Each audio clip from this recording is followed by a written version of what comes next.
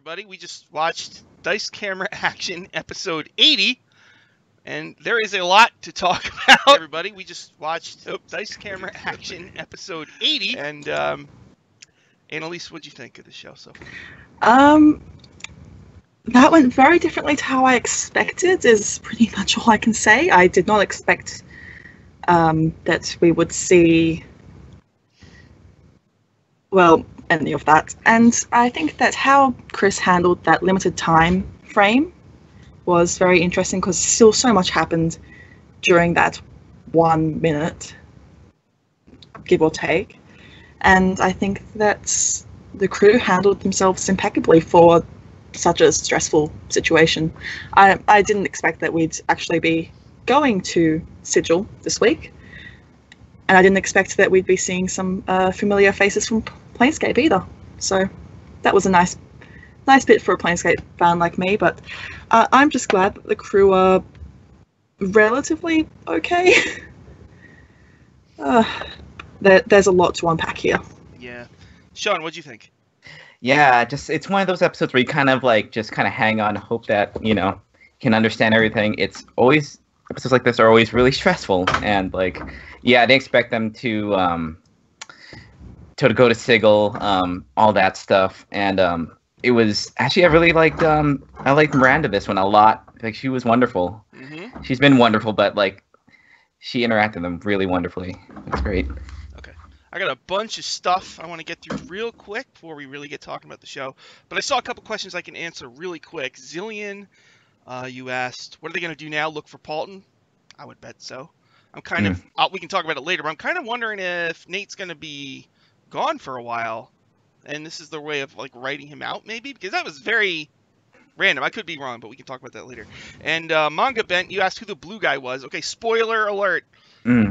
That's Estevan of the Planar Trade Sorcery. Yes, yeah. He's an NPC from 2nd edition Sigil. He was one of the Shemeshka. There's a whole bunch of trade barons in Sigil, and two of the biggest ones are Shemeshka and Estevan. I never really used Estevan much. He's got cool art, but I never really used him. So I believe he is in Uncaged Faces of Sigil. Yeah, I think so. Yeah. And that is Chris has said that that's his favorite Planescape source book. So he's been pulling NPCs out of that quite a bit.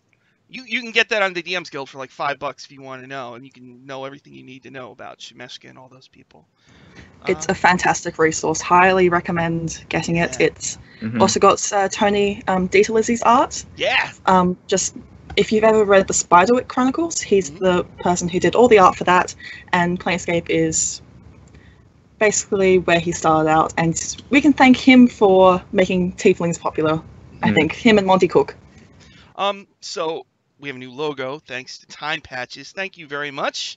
And I just want to tell you guys, anybody watching, if you have fan art, and I will put it on the show. So just send it to me, powerscorerpg@gmail.com. The art is incredible. Today I'm using more Annalise art. She's got this. I went through your Twitter and I just piled up on all of the Annalise art. Awesome. You have a lot of really awesome stuff. Thank you. Supposedly we're being hosted on the D&D channel. Yes, we are. We are right now. I didn't know and that. I am taking comments and questions from that chat as well. Thank you very much. Another thing, let's see. Oh, I'm going to be running a beginner D&D game, and it's funny. I think they're all Waffle fans who are going to be in it. Yes. So that'll be on my channel, and that I'm going to try and run it to teach people how to play without being too boring. But that's something I'll be doing soon, and we'll see if we can link it to Dice Camera Action in some small way, maybe. And then there's a new book coming out called Mordenkainen's Tome of Foes. Now that book, I think, has a lot of okay. So apparently it's written in the as if it was written by Mordenkainen, right? Who's Murdy Yurdy, who we've all seen on the show a bunch of times. And apparently it's something. The story of it is that Shemeshka stole Mordenkainen's notes and put them into this book. So Shemeshka will be discussed in this book. Mordenkainen will be discussed in this book. So there might be. I'm not even surprised that she's involved. I feel like all roads now from Wizards of the Coast. All roads lead to Planescape, all roads lead to Sigil, because we have seen so many hints and talk and stuff about Planescape recently.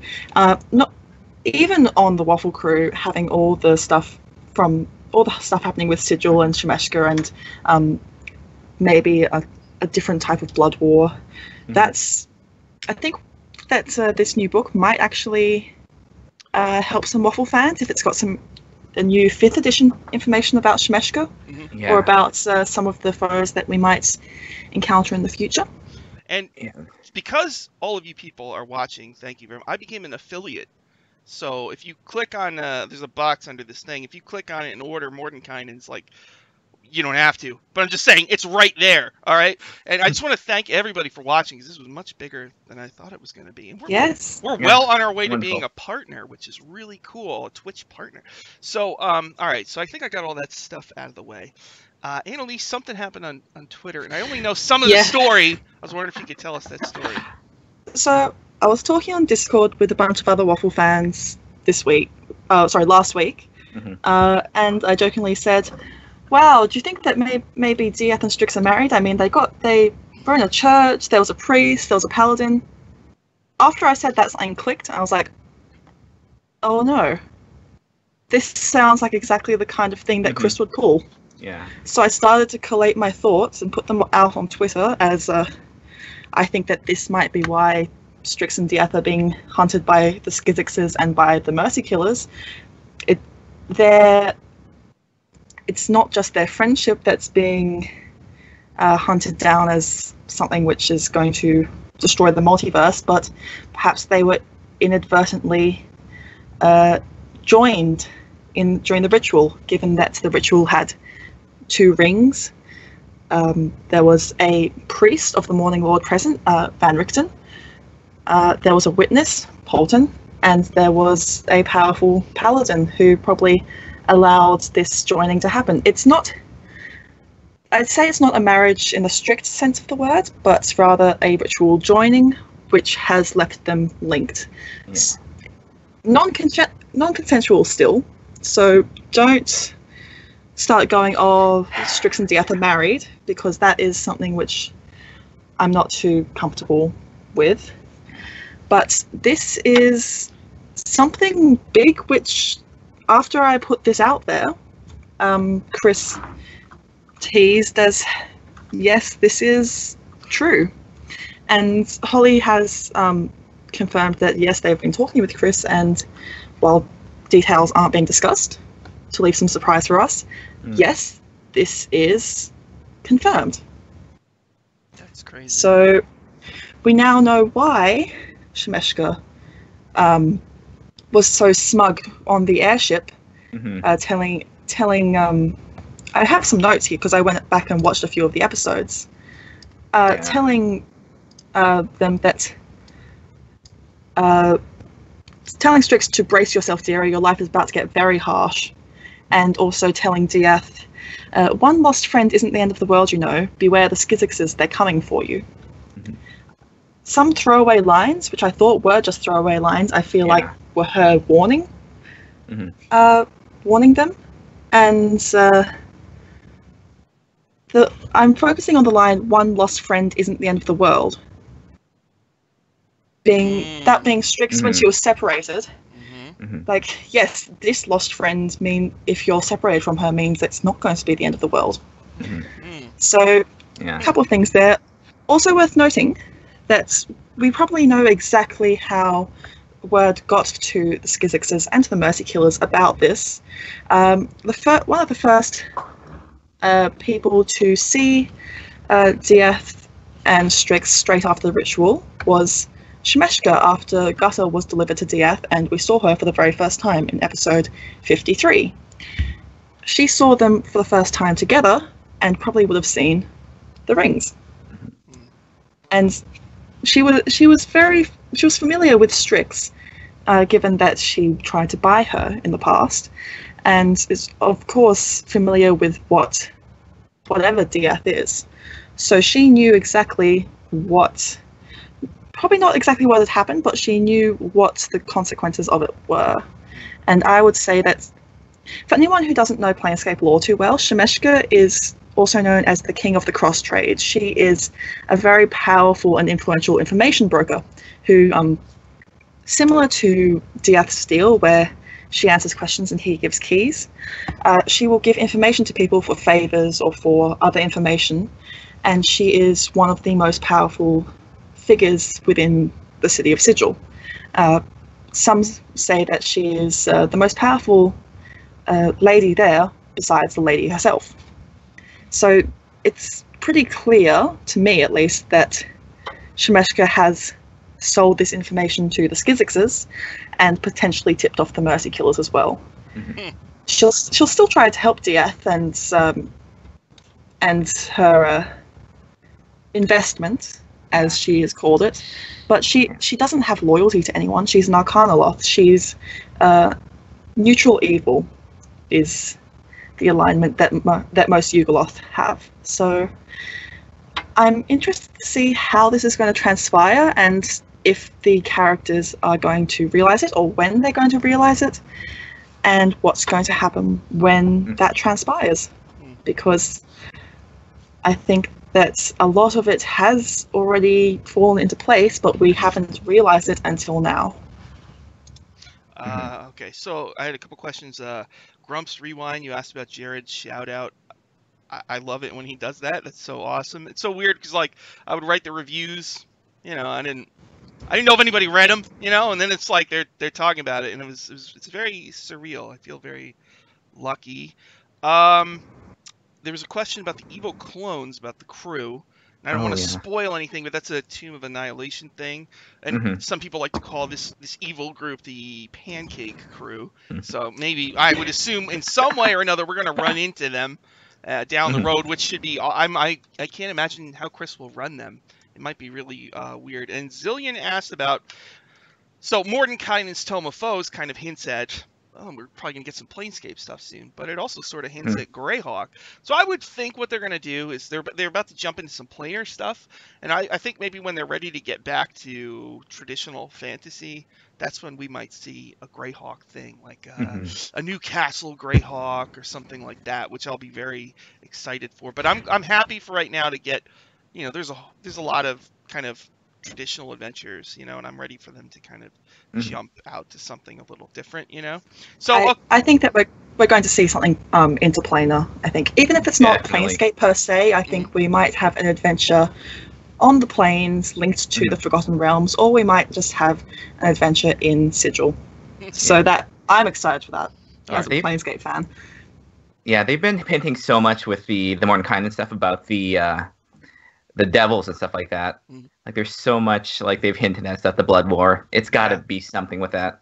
Yeah, I was watching one of the shows I think from Friday on the D&D channel, and they talked a lot about what's in the book. And apparently they stat out all the Archdevils. Yeah, all the Archdevils. Even Moloch, who's not one of the 9 official ones. And they even linked Moloch to. I know it's really. It's an AD&D first edition player's handbook has this big monstrous idol thing, and they've linked that to Moloch. Moloch is sort of like being positioned kind of as the archdevil you can use any way you want. So it's very very cool. Oh, they have Modron hierarchs. Modrons, they have a hierarchy.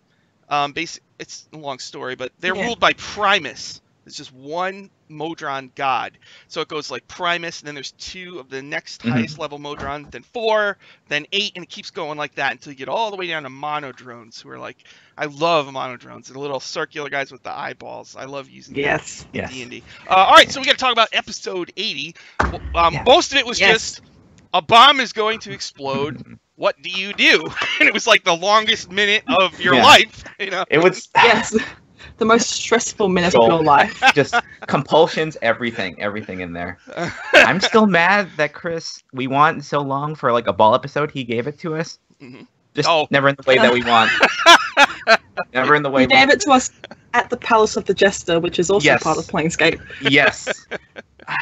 God, there's so much stuff. Yeah, so like we finally get a ball episode, and Dieth starts threatening an Arcanoloth and threatens to kill himself. It's fine. Yeah, it's fine. Yeah, so geez, where do we start? There's the egg timer. Yeah. I think Wumba was the one who set it off. Is that what the story was? Yes, yeah, it's implied. So it was going off, and then the group freaked out completely. everybody came back together and then just split off again. What do you think? What was the I don't, not to metagame too much. What was Chris's idea there? Like what? I kind of stopped trying to figure out. Chris, I think knows. I don't know. Yeah, like I what? think one, it was a good cliffhanger from last episode. That was Yeah. probably one of the reasons. Yeah. But also, I feel like this was a moment to test them, not only to get them out of the Yuan-Ti lair, but also a moment to test them as a group again, because he will every now and again test them and test their resolve and test them as a group. Yeah. I also think that maybe, I'm not sure if Nate has intended it or not, but I feel like the bomb has definitely cemented the fact that Polton is definitely being influenced by the ring. Oh yeah, definitely. Like I think he seems to like revel in that kind of aspect of playing Polton. I think it's interesting, but yeah, it's definitely that ring is. They need to get that off him as soon as possible. Like it's gonna be really bad if they don't. Okay, so here's what I was thinking. The way that he was playing, Mhm. I could be completely wrong. I'm probably thinking too much into this, but it's like if Nate is going to be away from the show for a while. Do you remember a while back Chris said he made a throwaway comment that Polton was going to be the villain of the 4th season? And then if you remember in the Nightmare, remember the Blue Eyes guy? I think that was Polton, Yes. right? Yeah. Oh, So God. I'm kind of wondering if Polton is going to be the main villain of the next season, and that Nate won't be there, and that Chris will be running him, and maybe for the final battle he will actually come back and play his character against the group, which would be That would I be feel like insane. interesting. depending on the path that the crew takes, I feel like that's definitely an option. Mhm. I think that they are walking a very fine line here, and that they have a very small window to be able to save Polton, and that window is now. If they don't, I feel like he's gone. Yeah. And that's a very scary thought, to have someone who knows all of the characters and knows all their strengths and weaknesses.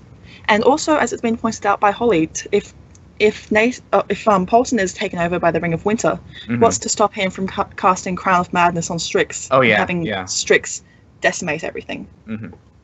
That ring. That's very, very scary thought. Yeah, because I think that's. So I guess then that means next episode's gonna be really important how they deal with Polton then. Yes, Yeah. I'm almost hoping that Simon might be a shred of humanity, I suppose, that he clings onto. That's. And that he might. It might make him reconsider, but Yeah. I don't really blame him for what he did to Diaz. They were all going to die, and Diaz wouldn't call Shemeshka just because what? He was afraid? Look, they're all going to die. He's afraid. Yeah. You know? So it's like, I kind of don't blame him for that. That's a lame reason to let everybody die like that, you know? But compulsion on another person though in the party is that's kind of like command on someone that's in the party is a thin line as it is. So it can be a very taboo thing within groups. Yeah, for like my group, we don't let you use command on people just because like it does cross the line, and it's for in character. It's definitely Diath is that definitely crossed that line for him. I think. CF history. Do you suppose the ring that has a bit of Evelyn's soul in it may also have some effect on Polton's decision making?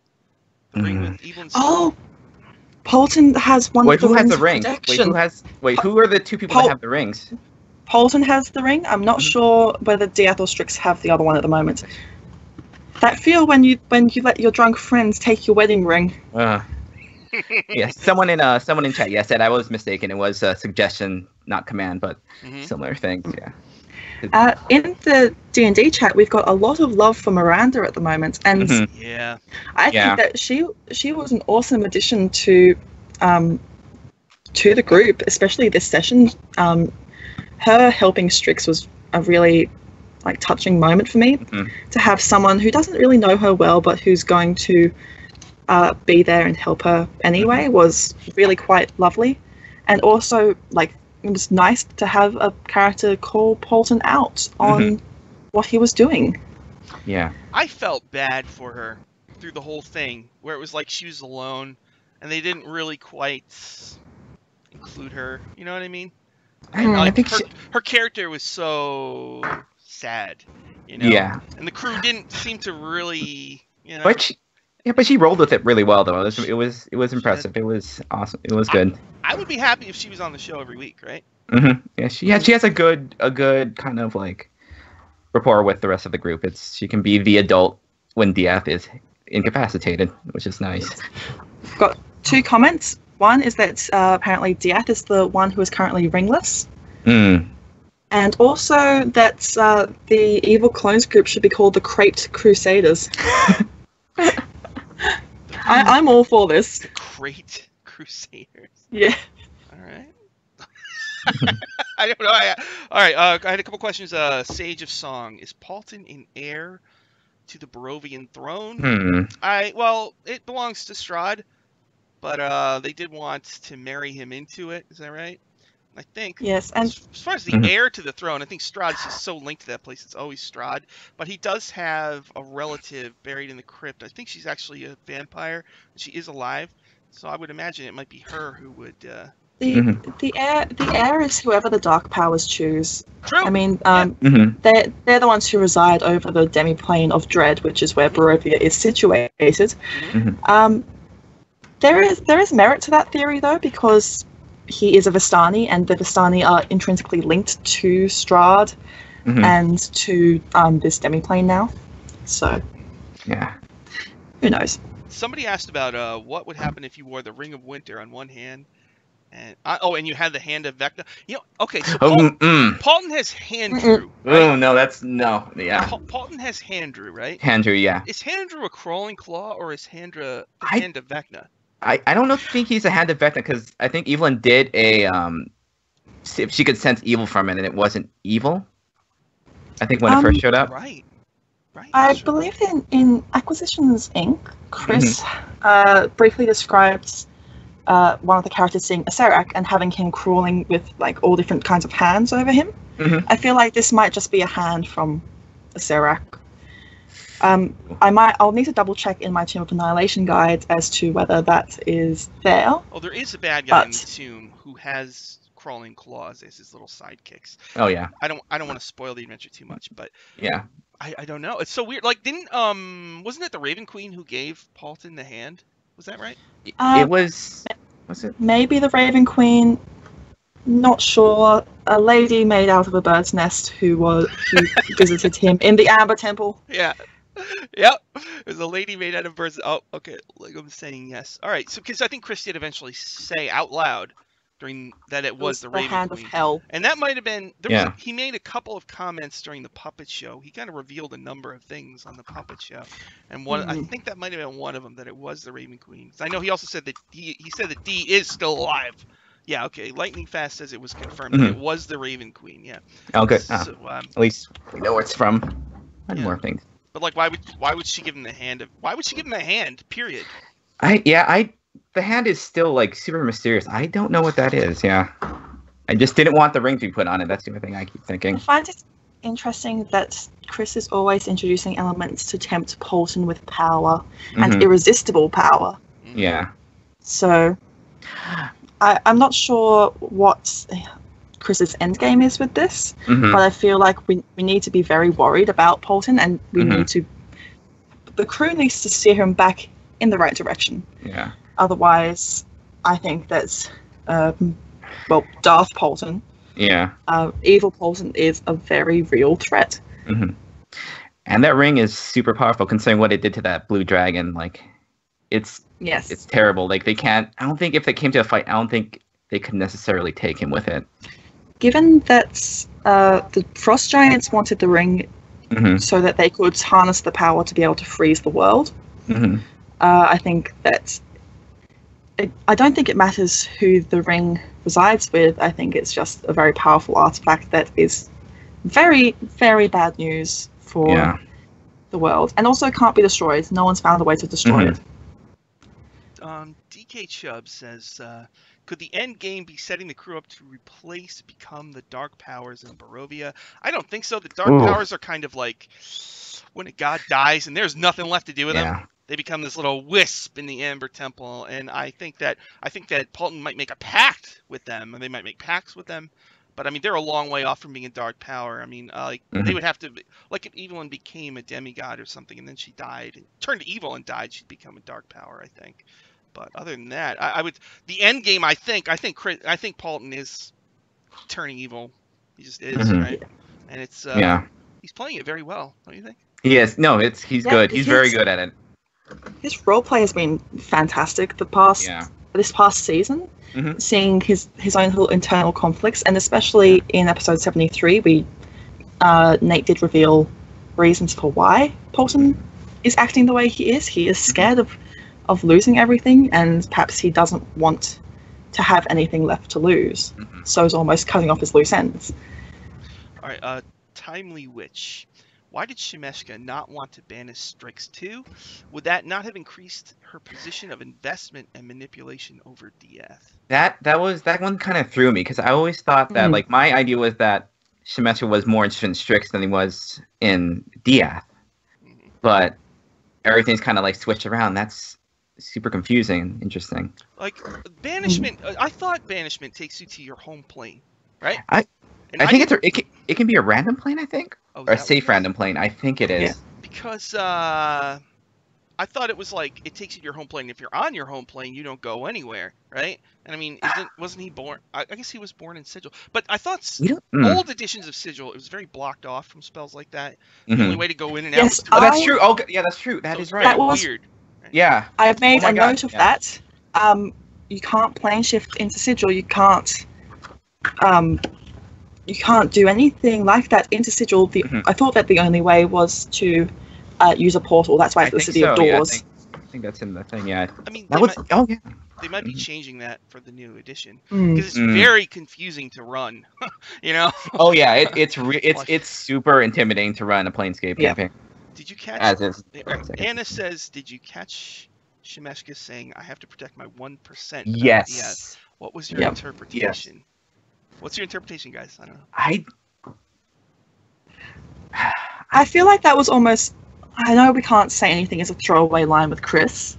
Mhm. I feel like that was almost a jab at the whole she's rich and powerful. She's protecting her investments. This is her stock. Kind of thing. Well, he's special, right? There's only one Lorcatha, right? I think I have that right. Yeah, it's him. I believe that there is one Lorcatha left after the rest were destroyed, or one Lorcathan soul left. So perhaps she's. I'm not sure why she would want to protect the Lorcatha. That's my concern. Why would she want to protect the Lorcatha? Given that they almost destroyed, well, along with the Skizixes, almost destroyed the multiverse. Like I keep thinking it's like some sort of like bargaining chip with some other like powers and stuff like that. Like the 1% could be like a share of something. You know what? Okay. That she has. All right, so he's got an ancient soul, right? That has great value, right? Mm-hmm. But the witches gave him a second soul. Yes. Right? So what does that mean? Is there two now, or is what is that all about? It means that the evil soul. Well, we hope the evil soul is going to be taken instead of Diaz if the soulmonger tries to take his soul when he dies.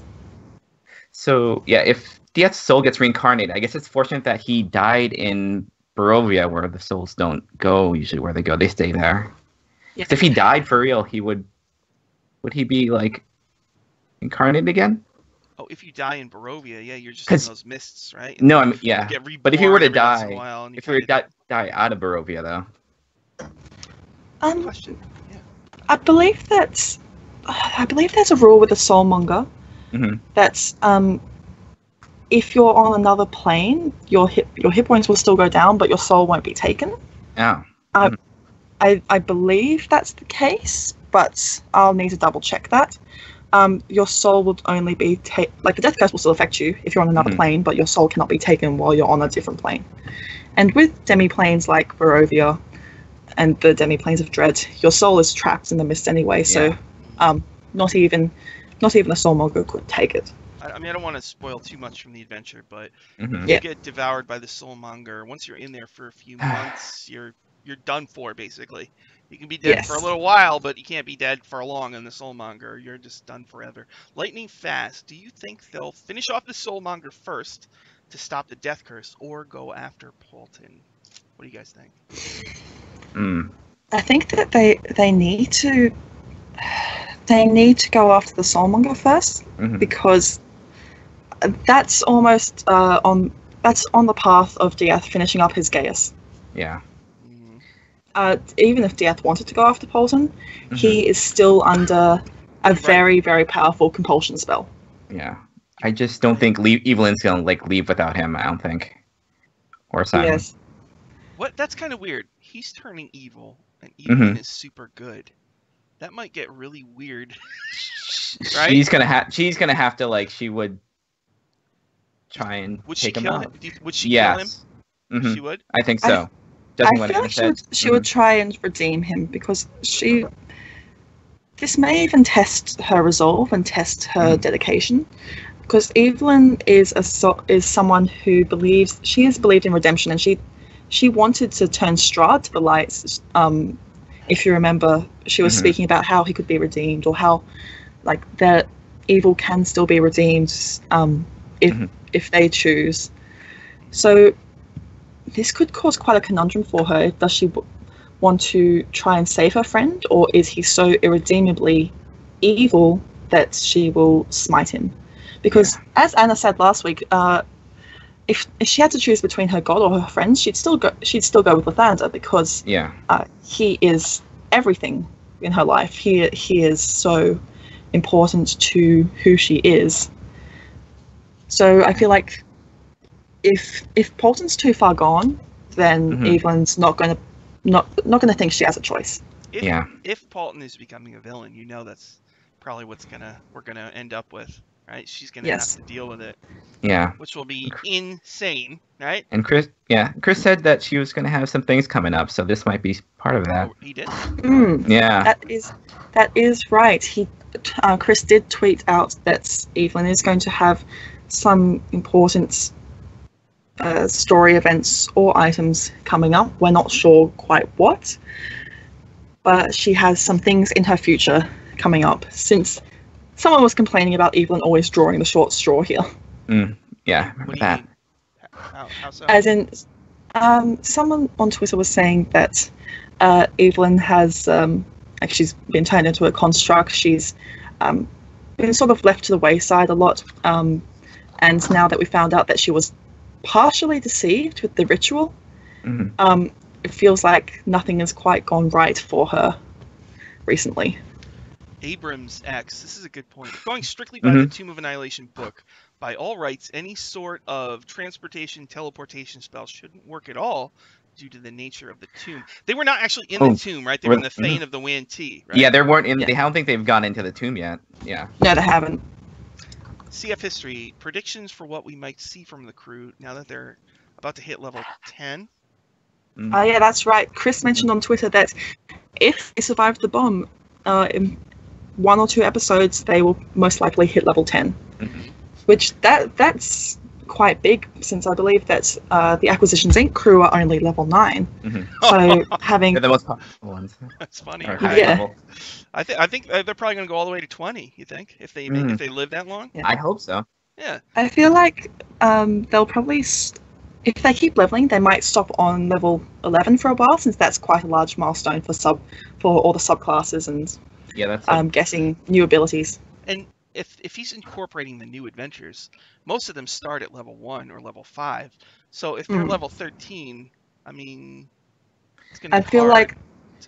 I feel like there's going to be a progression stop at some point. Either that, or Chris makes the adventure more powerful, or have a higher CR rating.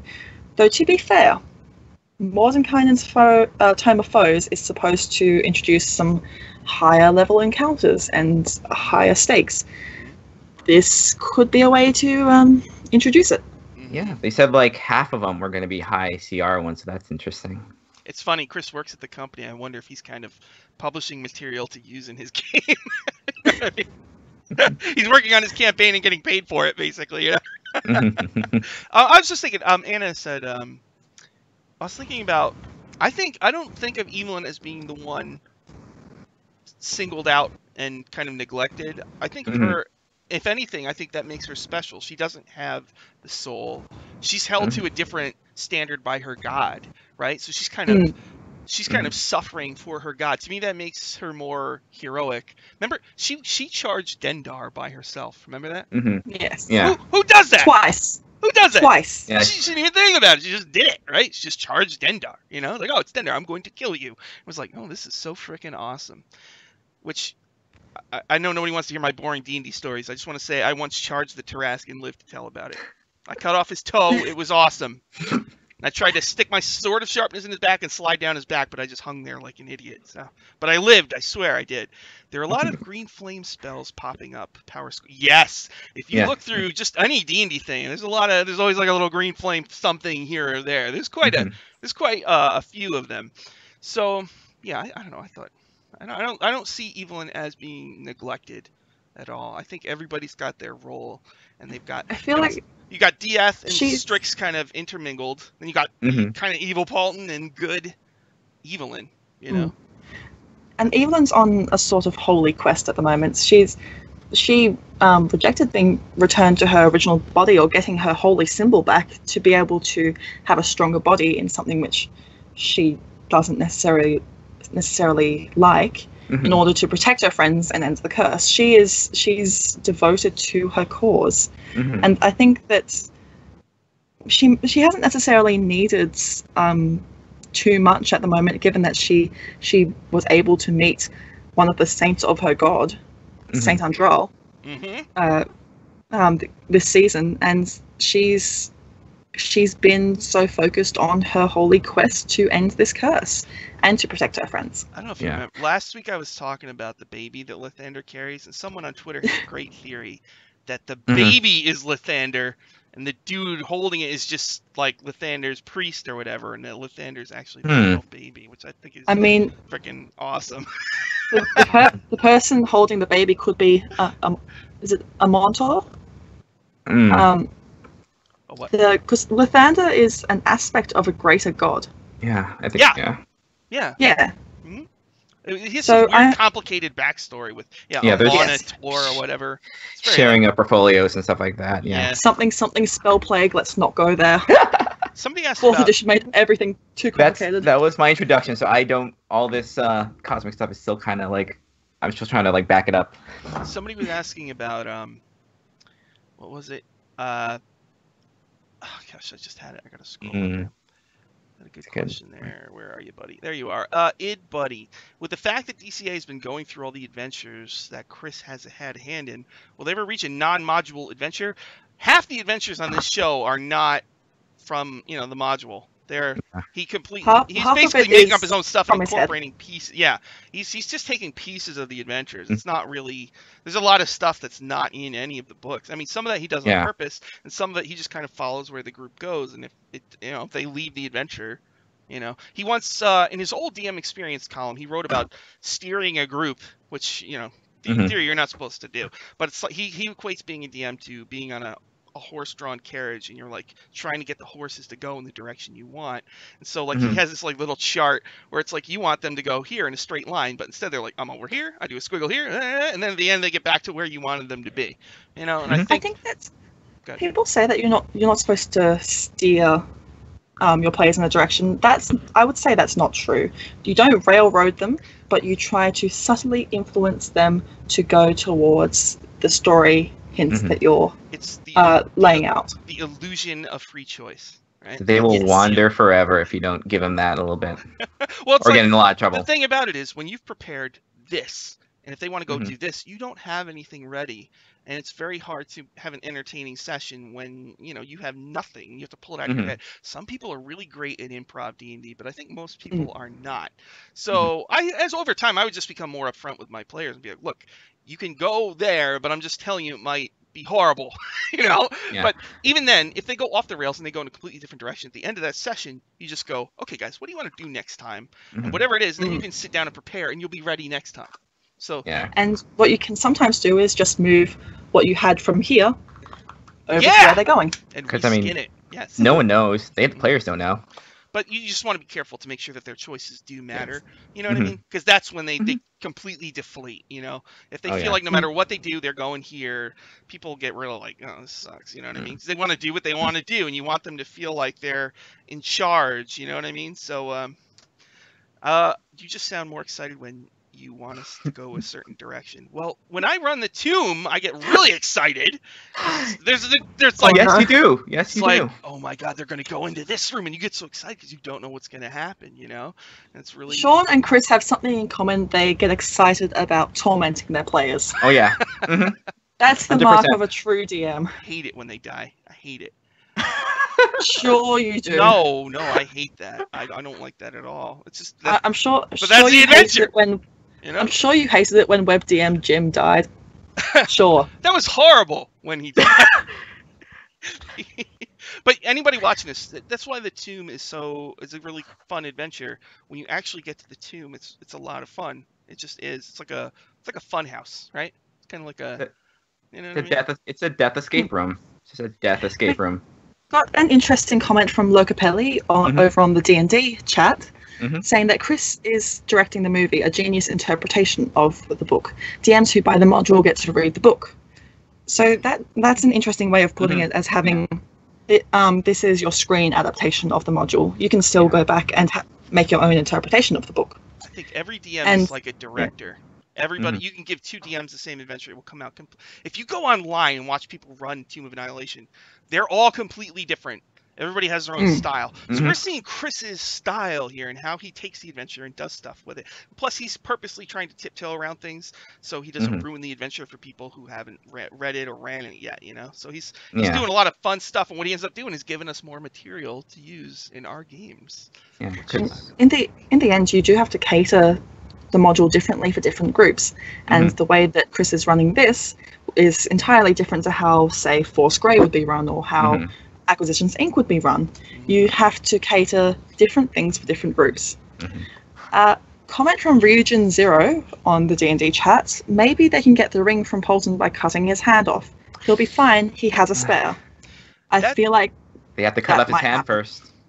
The tricky thing is there's really I don't remember if there's actually rules for cutting a hand off. That's really like a DM's I feel like it's a cold shot. It's a cold shot, which would mean that if you're aiming at a specific part of the body, like trying to cut a tendon, trying to slice the neck, it would count as a cold shot, which means that you would roll with disadvantage. It's like, since you're aiming for something smaller, it would be harder to hit. I get worried about that because what if Chris is like running a thing and they're like, I want to cut the hand off, and he has to make a split-second decision. I think he should lay down some rules for that in advance, so that way it's not like. Because that might feel a little like, oh, he's not letting them do it. Also, speaking of rules, there was the hut. The hut. First time, no instant huts for Polton anymore. Yes, that's right. I was wondering when the 1 minute cast time would come into play. Yeah, that's the thing about you need that casting time. I love the hut. And this is the worst time. Can't use it. And it had to come up at some point. He started the stopwatch, but then it was like. It just went away. I think it went away because we had Deus Ex Shemeshka come in. Yeah. I was wondering if they were just going to take the egg and just roll it through the portal that Shemeshka came out of. Oh, that would be horrible. That's what I kind of thought was going to happen. They'd never be able to set foot in Sigil again. The lady would see them as having threatened the city and would flay or maze them. Yeah. Yeah, imagine that. So they rolled the egg in, the Lady of Pain would probably pop up or something. Oh my God. If they went into Sigil, she's still stuck in the cage. But the rest of the multiverse is in Sigil, and representatives. So you got the rest of those people mad at you also. I was kind of putting myself in DS's shoes tonight. What do you do? He was at the party. Yeah. And he did what? Oh, and he looked up. Remember, there was that clock. What was that? Do you guys remember? Do you know anything about the Jesters? No, I don't. No, I don't know anything about that the palace, so that might be something that's in there. I'll have to brush up on my lore. I'll probably be going to read the In the Cage, which is a guide to Sigil. So that's the guide about the place, whilst Uncaged is the guide to the people. I'll probably be going to read that to see if they have any information about that. Yeah, well, yeah. So it really makes me wonder what Chris had in mind for what he thought they might do with the egg. He said he had a plan if the egg went off. What was the plan? What possibly could have been the plan? I don't know. I can't think of anything, right? I mean, and like they said, Dieth, Paulton, and Strix are fine. Evelyn's the only one that doesn't have the backup thing. She has a 22 constitution, to be fair. She has a 22 constitution, but versus a 1,000 magic missiles. 10,000 magic missiles. 10,000 magic. Also the waffles, and Simon. Yeah. Can we talk about how Dragon Bait is probably one of the best NPCs we've had? He is such a bro. He's the real MVP here. They're responsible. Yeah. He just, to me, he's just like, I don't really. He's just there to herd keep the NPCs. He's kind of like a tool, I don't really.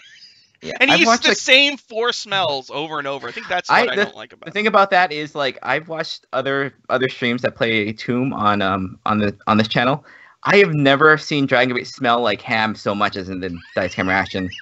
But there's always a long pause. What does he smell like? To be fair, ham. he has reason to always be concerned. Oh yeah, no, he does. That's they true. put him in positions where he's always afraid. It's just ham all the time. Like ham 100% all the time. Sage of Song. What if it was a bomb that teleported everyone to a different plane? That would be awesome.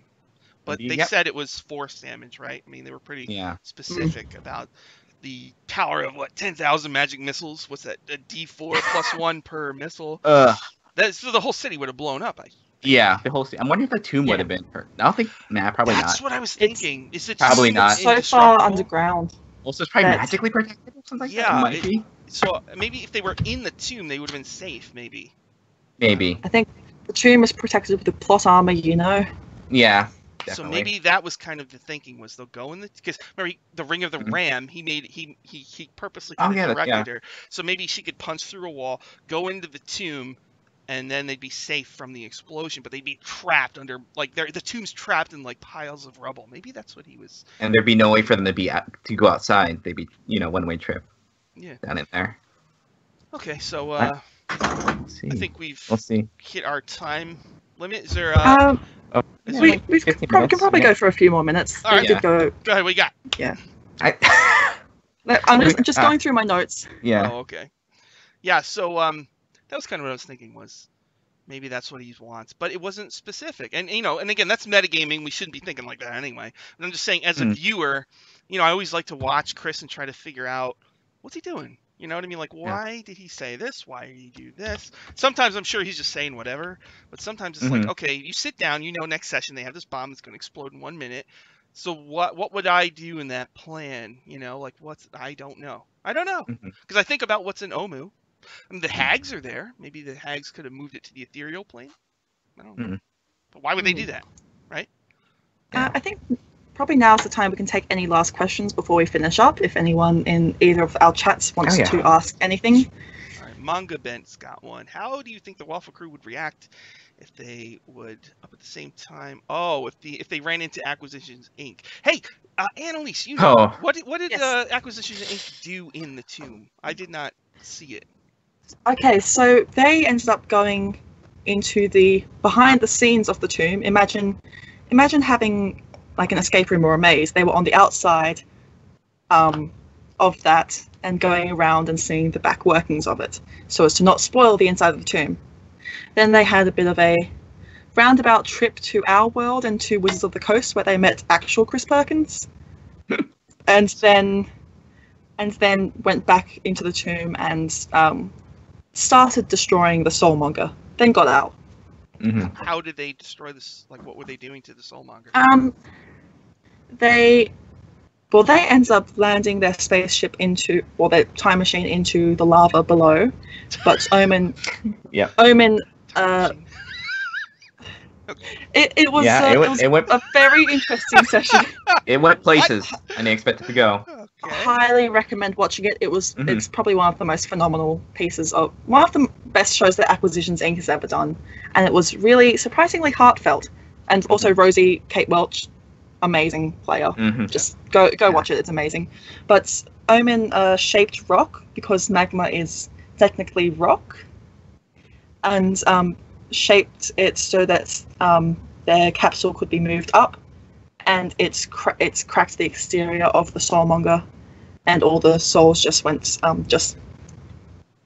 escaped. Really? Mm-hmm. Yes. So wait, there's no souls in the soulmonger anymore?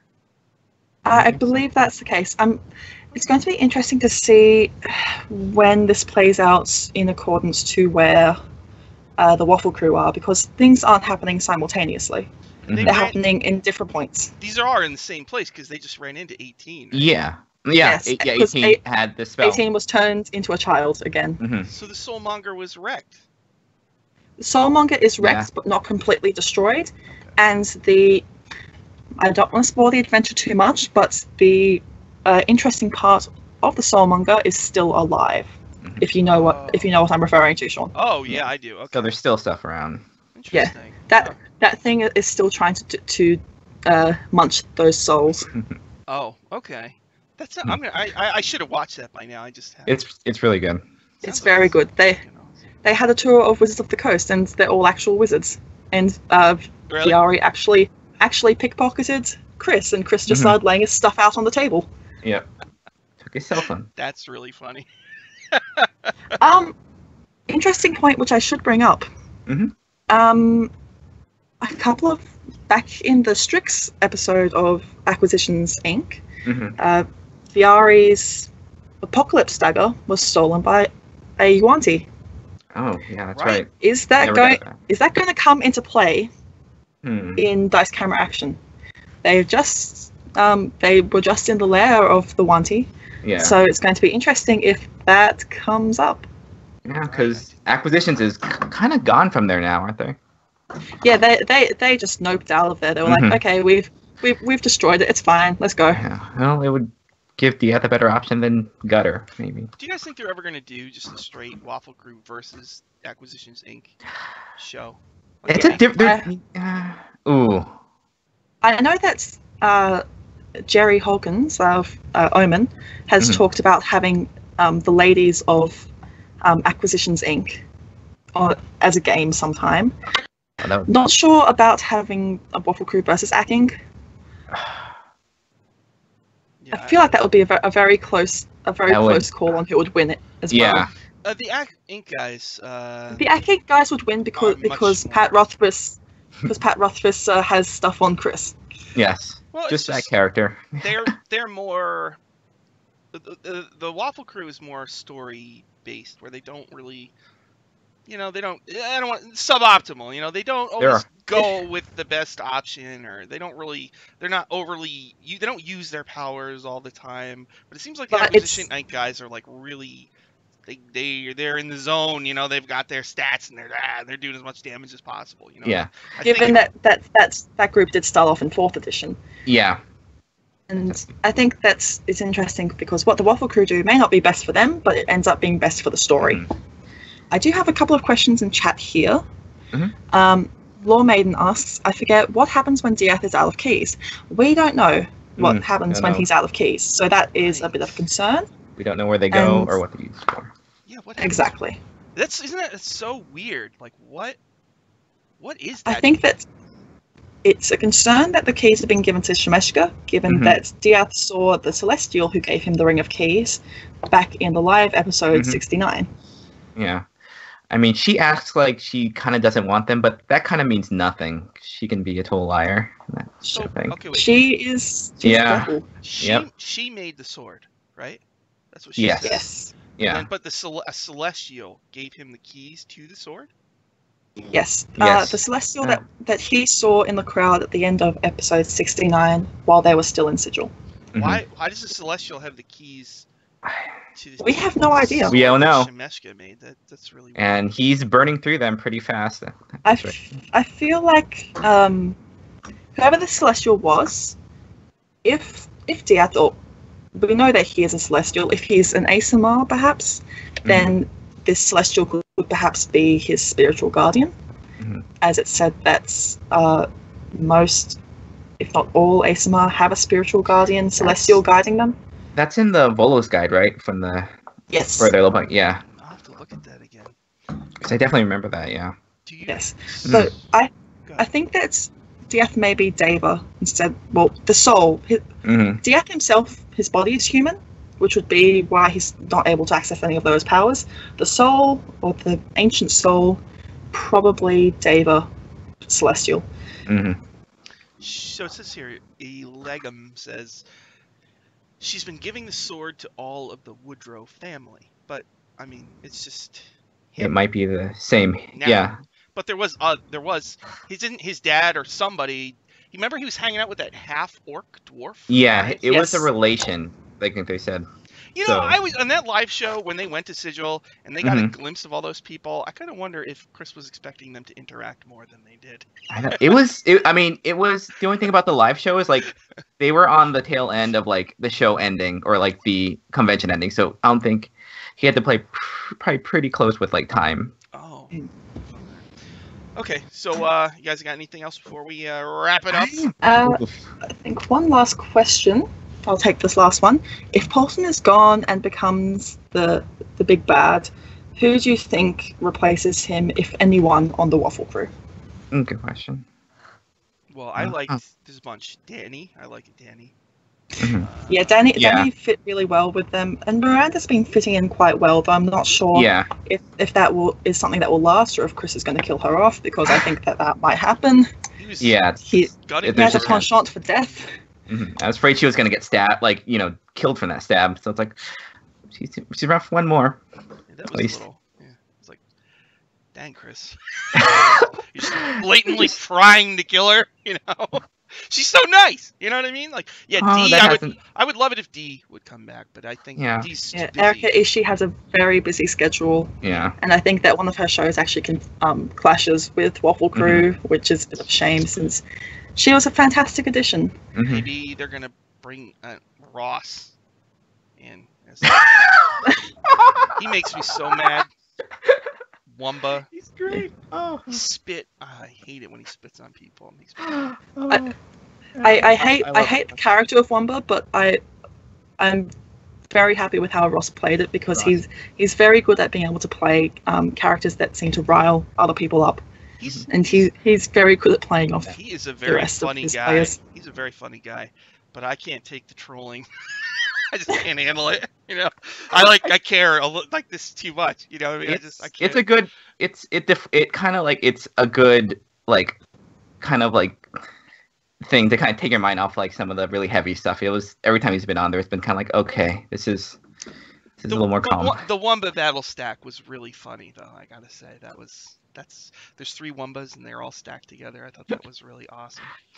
All right, so I have go ahead. One idea for who could possibly be a guest replacement, perhaps Catrice. I feel like he'd be a very interesting character to play off Dieth and Strix especially. Yeah, it could be cool, I guess. Since he's also chaotic neutral. There's one person on Girls Guts Glory. She plays the dwarf. I can't remember her name. Yes. She is so funny. I would love to see her on Dice Camera Action. Yeah. She's freaking hilarious. And all right, so I think we're gonna wrap it up today. Thank you everybody for waffle talking with us, and thanks to the D&D channel for putting us on their channel. This is beyond awesome. And thanks again to Time Patches for the logo. That's really amazing, and I really appreciate it. I love our new logo so much. So cool. It is really great. All right, so we'll see you. Yeah, Sujata, that's her name. Sujata, yeah. Yes. She's so funny. Yeah, I die laughing when she plays. Plays Ichabod. That's the name. The voice kills me. She's so funny. There's a few people who do well hilarious. Marisha Ray, when she did that Reggie, the convict guy on the Stream of Annihilation, just freaking killed me. It's like so hilarious. I would love. I would love to see those people on the show, definitely. Yeah, I don't. Well, I guess I would love to see either Liam O'Brien or Matt Mercer because they both know Holly and Matt doesn't really get too much of a chance to play characters anymore, so I think it would be great to have him play someone on the Waffle Crew. Matt Mercer, that's a great choice. That would be really fun to watch. That'd be cool. He does that. Oh, his voices are insane. Oh yeah. That would be amazing.